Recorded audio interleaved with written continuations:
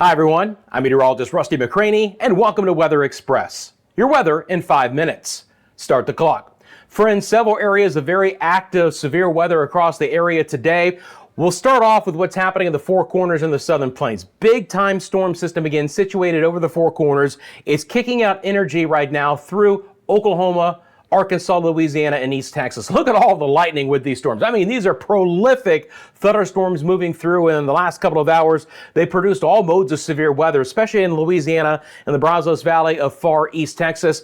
The reds are going to be your severe thunderstorm warnings. The purple polygons are tornado warnings. We had some of that near the Tyler, Texas area earlier, and some severe weather trying to approach Houston. So again, it's been active here. Currently, we have one tornado watch that's in effect for far East Texas and into a lot of central and the western sides of Louisiana, including Shreveport and in Monroe. This area is under an enhanced risk of severe weather from the Storm Prediction Center. That's a 3 out of 5 on the scale. Looking at the local storm reports, the wind is mainly tree damage out of the Tyler, Texas area. And then some of the hail reports have been mainly inch-size hail all the way back as far west as Dallas. The other problem is going to be the potential for some flooding. The excessive rainfall threat here is very high. So a lot of flash flooding is possible for East Texas, Louisiana, and eventually into portions of southwest sides of Mississippi later in the day. Second area of severe weather is going to be right over the Ohio Valley in the northeast. That broad low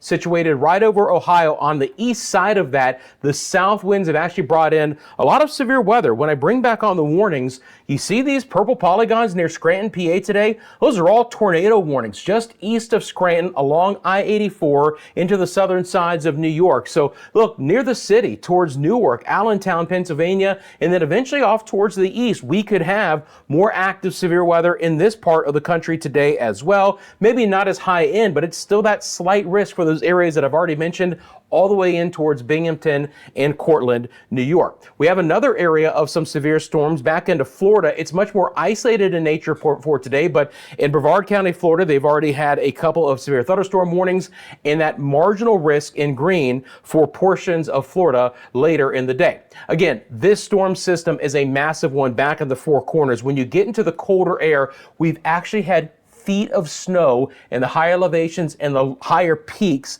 in central sides of Colorado. Amazing. Then you get to Denver and it's just some cold rain. You get to the West Coast, things are actually beautiful for today. I'll bring on the enhanced satellite imagery out of this area and you guys will just clearly see that we'll be watching again another storm system coming in. That's the water vapor imagery. Here's the enhanced storms satellite showing you a few clouds near Seattle, but look at this cleared spin right here over the northern sides of New Mexico. That is what's kicking out all the severe weather and the flooding for the southern plains, and then all of these snow, feet of snow for portions of Colorado. Absolutely amazing. For tomorrow, the risk of severe storms stays in the southern plains, Oklahoma City, Dallas, and especially San Antonio, Houston, with a slight risk. Generalized thunderstorms from the upper Midwest all the way into the southeast. And then 2 days from now, we'll have a marginal risk of severe storms that will encompass a lot of the southeast, the Tennessee Valley, all the way down into Florida, and portions of the mid-Atlantic states. So the eastern side of the country will be active with some additional showers and storms trying to get back into portions of the Intermountain West. And of course, in the higher elevations, you're looking at snow. Even this time of the year, we're going to be getting into some of that snow. This is how it's going to play out on the HRRR model. Again, this big mid-level low is kicking out all this energy. It's going to get a little bit farther to the south over the next couple of days, which is going to tap into more moisture over portions of the northern Gulf Coast states. So now New Orleans and Mobile towards Tallahassee and the west coast of Florida get in on the act. The low itself spins over Missouri. We could have some active weather, Kansas City, St. Louis, the secondary area of low pressure into the northeast as well. That will quiet things down a little bit for the Ohio Valley to get back into more storms. The snow still flying just west of Denver, Vail, Telluride.